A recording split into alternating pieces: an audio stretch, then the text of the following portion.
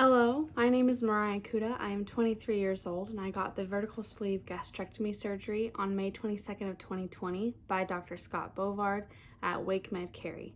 I am currently about 14 weeks post-op. I am down about 60 pounds. I'm due to weigh myself tomorrow, so it might be hopefully a few pounds more than that I'm down. My highest weight was 322 pounds. My starting weight was 319 pounds. And my surgery weight was 305 pounds, and my weight last I weighed a few days ago was 258 pounds. I started at about a size 22 and now I'm at a size 18 pant size wise, from about a 3X shirt to a 1X, so that's exciting. I'm feeling pretty good. I have recently started a new job, so things have been kind of busy. I'm working at a private, like a small breeding barn in Apex, and I really like my new boss and the work environment, and the horses are beautiful, so I really enjoy it. It is very physically demanding, which is good. It's pushing me to be active and to be strong, and it's cool to see my body adjusting to that and doing well with that. But yeah, my diet, I'm able to eat everything at this point. There's no food or texture that's off limits. Some of the bariatric rules, based on what my nutritionists and surgeons say, are kind of outdated. I do use a straw when I drink. I do chew gum. But I do stay away from carbonated drinks just because I don't really have a need, and to just avoid the discomfort that a lot of people say they have, at least for now. I enjoy fruits and vegetables very much. Lettuce does fill me up really quickly, and so does like watermelon. Fibrous vegetables fill me up very quickly. So I do still try to eat protein first and then have vegetables and fruits to accent it. So yeah, I had a meeting with my nutritionist a week or two ago, and we were discussing just how I still am tracking my food very meticulously. But I just recently had my 4th wedding anniversary, and she said that it's important in times when you're indulging to not track that and to learn how to be a little bit lenient and enjoy the moment and don't dwell on it for too long, because this is going to be a lifestyle for the rest of my life and I need to have some sustainability there. And if I meticulously track every single thing, I'm going to have hardcore burnout. And I feel like I was starting to get a little bit of a twinge of that. So she just reassured me, like, as long as you're making the right choice most of the time, if you're going to go out on vacation and you can't, be as meticulous about it, that's okay. That's just that day or day or two. It's not how you are all the time. And then still, when you're out, make as healthy of a choice as you can. Because I feel like I got stuck in a rut for a while of like, I can't have that. And it felt very restrictive, and just would get very frustrating when I went out with my family or with my husband, and I just felt like I'd have to order a salad with grilled chicken or nothing else. So it was fun. Me and my husband went to Carolina Beach and checked out a couple local places. We got some burgers, we got some donuts, and I just would eat the things, but I eat them slowly, and if I started to feel full, I would stop. So I ate maybe almost half of the burger, but most of it, like I ate half the patty and maybe like a quarter of the bun and the toppings. With the donut, I ate maybe 2/3 of it. But I also got like a salad when we went to like a different lunch place. So just trying to balance, and just be normal about it. Being intuitive about what I'm eating has been really important. So, I don't want the surgery to rule my life in every aspect. Like, yes, I want it to be a huge part of my life and help me attain the goals that I want when it comes to my health and my fitness, but I don't want it to limit me and hold me back when it comes to like experiences. I don't want food to have that much of a weight for me, and like ironically, but I don't want it to control me. I want to control it. I want to control myself and what I intake, and remind myself that like everything I'm eating is fuel for my body, and it's going to get me either closer or further from my goal.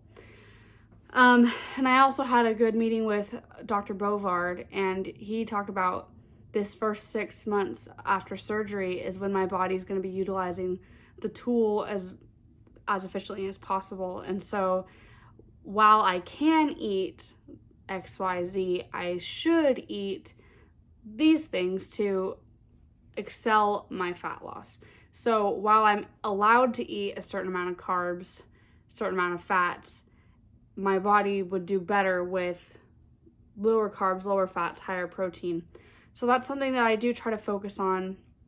And lately I've been having some days where I'm not doing as great just because I have been getting nauseous lately, and protein shakes tend to make me feel pretty sick. So that's annoying. That's convenient. And I've just been trying to find ways that my body can adjust and eat the higher protein levels without having to go the protein shake route and just going natural. But it is hard sometimes when I'm nauseous. The only thing my body craves is carbs. That's the only thing that will make me not feel sick. So I'm trying my best to find healthier solutions, like instead of having crackers, have something like mixed nuts, fruit, healthy fats, healthy carbs, natural whole foods as much as I can. So it's been an adjustment trying to figure out how to do all that, and starting a new job and just having to cope with the new physical demands. But it is really cool to see my body 60 pounds lighter, how much easier some seemingly simple tasks are, like carrying heavy water buckets and lifting hay bales and doing all this stuff. Like while I get sweaty and while I get tired, I feel like I can do it. And like sweeping, I still don't like it, but it used to give me like back pain really easily, and now it's not that bad. So that's been exciting. I've been still being sure to take my vitamins every day, get my water intake every day. For me, using a straw has helped make that easier, because I can just have my big 40-ounce hydro flask knockoff that I take to work, and it's just easier for me. I do have a sensitivity to water. It's super annoying, but like certain pHs and stuff just don't work well. Like the water at my parents' house jacks up my stomach. I don't know what it is, but I get really bad stomach aches. The only thing that so far is really the three things: water, Premier protein shakes, any protein shake really, I've tried other ones, and eggs do not sit well with me. But I'm only about 3 months post-op, so that could change.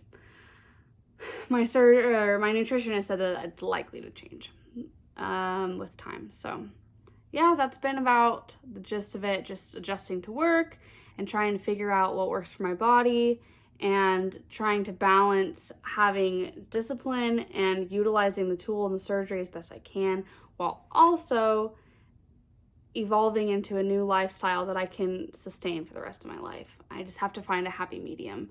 And I feel like I find that by being meticulous most of the time, because I am a numbers person and I like to have the numbers. It works well with my brain. But then times when my family is celebrating or we're doing stuff, allowing myself small indulgences, but when I do indulge, controlling the portion size and making sure I eat healthy around that.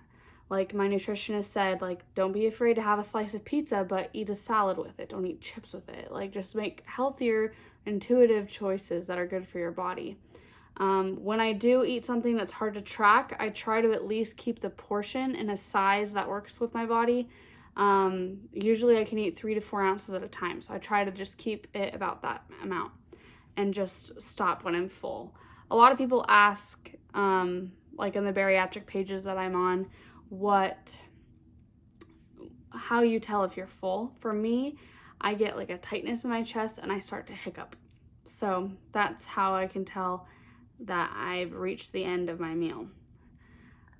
This, as always, this is very scatterbrained. I even tried to write out an outline, but I still get scatterbrained. I will have to include some pictures from recent life and before and afters and stuff I'll add in here, and also some food favorites I've really enjoyed for my sweet tooth. Yasso Greek yogurt bars, I really recommend them. They're only about 100 calories and the carbs are 20 grams or less depending on the flavor, and the sugars are low, the fats are low.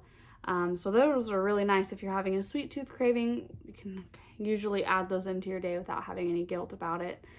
I've also really enjoyed cheese sticks and yogurts, and there's a granola that my nutritionist recommended that I really like. It's called Sola, and the fats and carbohydrates are fairly low, so that's a good thing that sometimes I take in the morning if I'm driving to work and I feel nauseous and nothing protein heavy sounds good. I'll just have a serving of that granola, and it does have some protein in it, so there's something in my body and I'm not starving myself. So yeah, I'll include some stuff.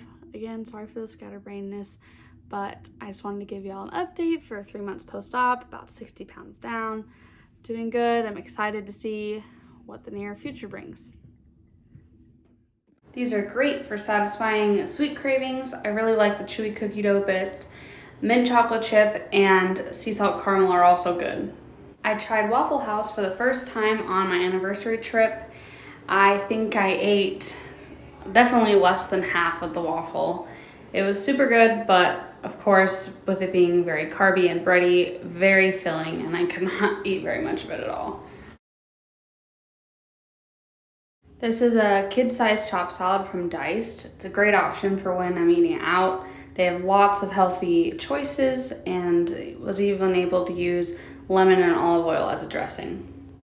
I'm sure I've shared this before, but for pizza cravings, turkey pepperoni with mozzarella melted over it and dipped in light ranch is delicious. My cute hubby and I enjoying Britt's Donuts on Carolina Beach Boardwalk. This is one of the horses I work with named Raya, and that's my nickname, which is kind of funny, and she's so cute. I love her. This is Kokomo, and he's really quirky. He doesn't like to start his breakfast until he's given you a kiss.